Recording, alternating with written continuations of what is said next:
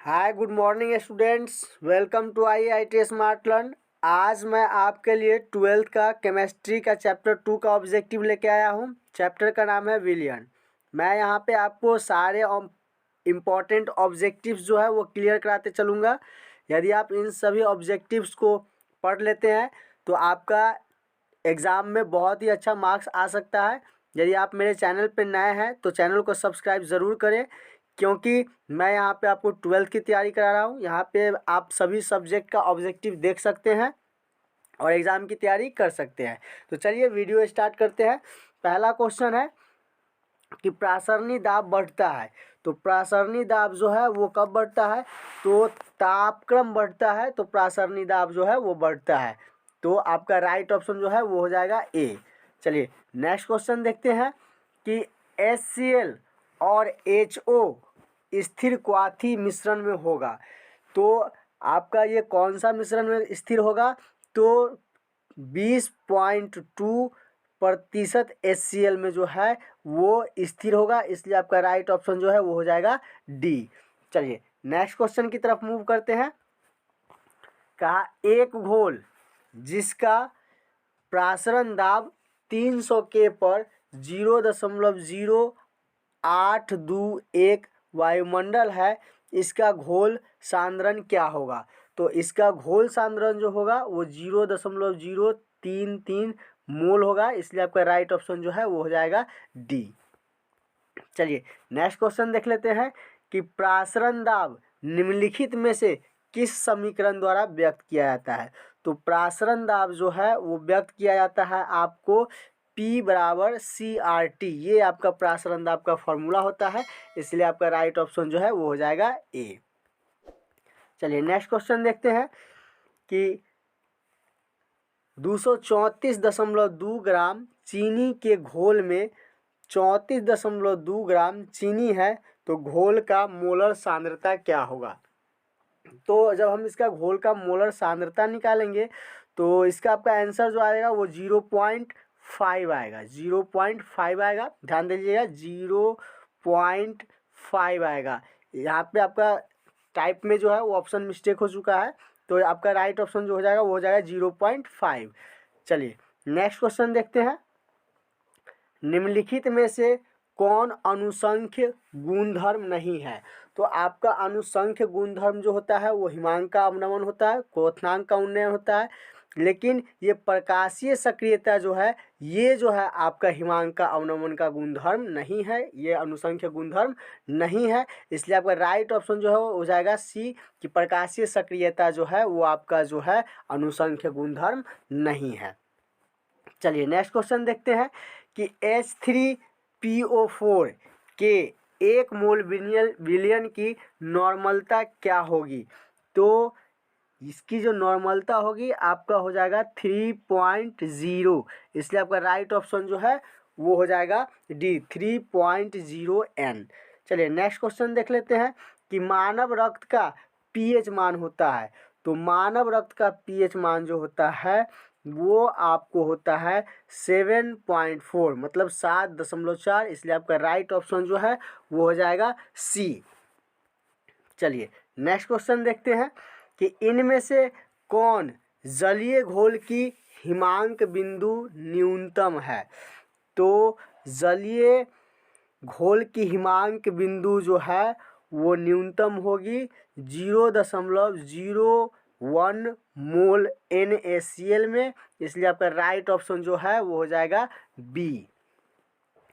चलिए next question देखते हैं कि 0.01 मोल ग्लूकोज विलयन की तुलना में 0.01 मोल MgCl विलयन के हिमांक में अवनमन है।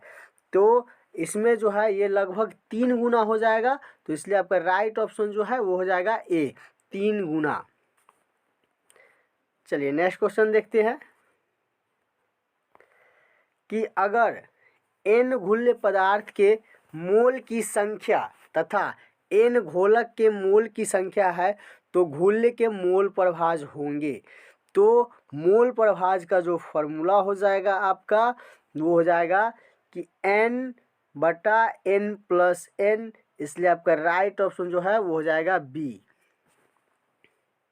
चलिए नेक्स्ट क्वेश्चन देखते हैं कि अपेक्षिक वाष्प दाब का अवनमन होता है। तो अपेक्षिक वाष्प दाब का अवनमन का जो फॉर्मूला होता है वो होता है आपका P0 PS बटा P0। तो आपका राइट ऑप्शन जो है वो हो जाएगा बी। चलिए नेक्स्ट क्वेश्चन देख लेते हैं कि अर्ध पारगम्य झिल्ली से प्रासरण क्रिया में निकल पाते हैं। तो अर्ध प्रासरण झिल्ली से जो है प्रासरण की क्रिया में विलायक के अणु निकलते हैं, इसलिए आपका राइट ऑप्शन हो जाएगा ए, विलायक के अणु। चलिए नेक्स्ट क्वेश्चन देखते हैं कि निम्नलिखित में से कौन राउल्ट नियम है। तो राउल्ट नियम का जो फॉर्मूला है वो P=KHX है, इसलिए आपका राइट ऑप्शन हो जाएगा सी, P=KHX। चलिए नेक्स्ट क्वेश्चन देखते हैं कि 0.1 MbAnO2 होल ट्वाइस घोल का वांट हॉफ गुणांक 2.47 है तो विघटन स्तर होगा। तो विघटन स्तर जो है वो आपका हो जाएगा 87%, इसलिए आपका राइट ऑप्शन जो है वो हो जाएगा बी। चलिए नेक्स्ट क्वेश्चन देखते हैं कि पहाड़ों पर जल का क्वथनांक कम हो जाता है क्योंकि पहाड़ों पर जो है वो वहाँ का वायुमंडलीय दाब जो है वो आपका कम हो जाता है। जब हम पहाड़ों पर चढ़ते हैं तो वहाँ का वायुमंडलीय दाब कम हो जाता है, इसलिए वहाँ का क्वथनांक भी जो है वो कम हो जाता है, इसलिए आपका राइट ऑप्शन जो है वो हो जाएगा ए।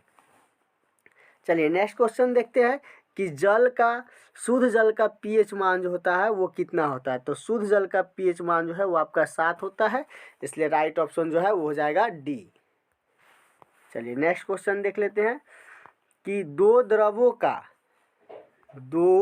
द्रवों का एक मिश्रण जो स्थिर संघटन पर उबलता है कहलाता है।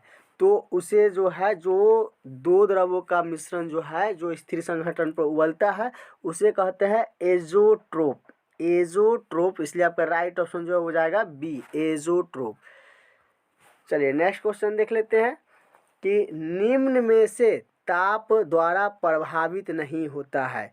तो मोललता जो है इस पे ताप का कोई भी प्रभाव नहीं पड़ता है, इसलिए आपका राइट ऑप्शन जो है वो हो जाएगा आपका डी। चलिए नेक्स्ट क्वेश्चन देखते हैं कि CaNO3 होल ट्वाइस का वांट हाफ गुणांक होगा। तो वांट हाफ गुणांक जो होगा वो आपका हो जाएगा 2, इसलिए राइट ऑप्शन जो है वो हो जाएगा सी। चलिए नेक्स्ट क्वेश्चन देखते हैं कि समुद्र जल का परिसारक दाब लगभग होता है। तो समुद्र जल का जो परिसारक दाब होता है लगभग 30 atm होता है, इसलिए आपका राइट ऑप्शन जो है वो हो जाएगा ए। चलिए नेक्स्ट क्वेश्चन देखते हैं कि निम्न में से विलयन के लिए कौन अनुसंख्यक गुण है। तो प्रासरण दाब जो होता है वो भी आपका अनुसंख्य गुणधर्म होता है। जैसे मैंने आपको पिछले क्वेश्चन में बता दिया है कि हिमांक का अवनमन और क्वथनांक का उन्नयन और प्रासरण दाब ये जो है ये अनुसंख्य गुणधर्म होता है, इसलिए आपका राइट ऑप्शन जो है इसमें हो जाएगा सी। चलिए नेक्स्ट क्वेश्चन देखते हैं, आदर्श विलयन का निम्न में से कौन गुण है। तो आदर्श विलयन का जो गुण है वो यह है कि यह राउल्ट्स के नियम का पालन करेगा, इसलिए आपका राइट ऑप्शन जो है वो हो जाएगा ए। अनादर्श विलयन जो होता है वो राउल्ट्स के नियम का पालन नहीं करता है और आदर्श विलयन जो होता है वो राउल्ट्स के नियम का पालन करता है, इसलिए आपका राइट ऑप्शन हो जाएगा ए। चलिए नेक्स्ट क्वेश्चन देखते हैं, टिंडल प्रभाव पाया जाता है। तो टिंडल प्रभाव जो है वो सॉल्ट में पाया जाता है, इसलिए आपका राइट ऑप्शन जो है वो हो जाएगा सी।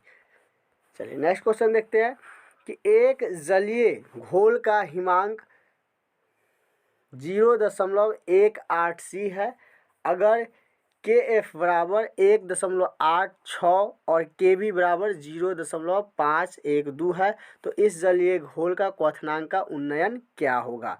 तो इस जलीय घोल का क्वथनांक का उन्नयन जो हो जाएगा वो 0.0512 हो जाएगा, इसलिए आपका राइट ऑप्शन जो है वो हो जाएगा डी। चलिए नेक्स्ट क्वेश्चन देख लेते हैं कि ग्लूकोज के जलीय विलयन की शक्ति 10% है, इसके 1 ग्राम मोल कितने आयतन में घोले हुए होते हैं? तो इसका जो है मोल जो है 1.8 लीटर में 1.8 लीटर में जो है वो घुले हुए होते हैं, इसलिए आपका राइट ऑप्शन जो है वो हो जाएगा डी। चलिए नेक्स्ट क्वेश्चन देखते हैं कि निम्नलिखित जलीय घोल में किसका क्वथनांक अधिकतम होगा? तो यहाँ पे जो है सबसे ज़्यादा क्वथनांक जो होगा वो 0.m Na2SO4 का होगा, मतलब कि आपका राइट ऑप्शन हो जाएगा बी, 0.1 मोल Na2SO4 का होगा। चलिए नेक्स्ट क्वेश्चन देख लेते हैं कि परमाणु द्रव्यमान बराबर होता है।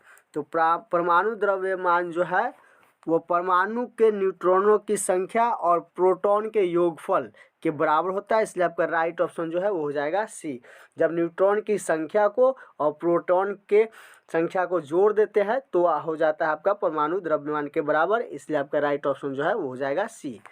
चलिए नेक्स्ट क्वेश्चन देख लेते हैं कि किसी घोल का प्रासरण दाब का संबंध दिया गया है।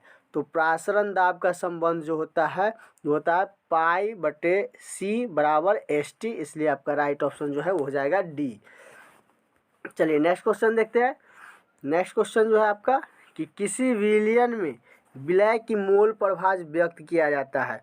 तो मोल प्रभाज व्यक्त करने का जो फॉर्मूला है वो एक्स सॉल्यूट बराबर n/n+n है, इसलिए आपका राइट ऑप्शन जो है वो हो जाएगा ए।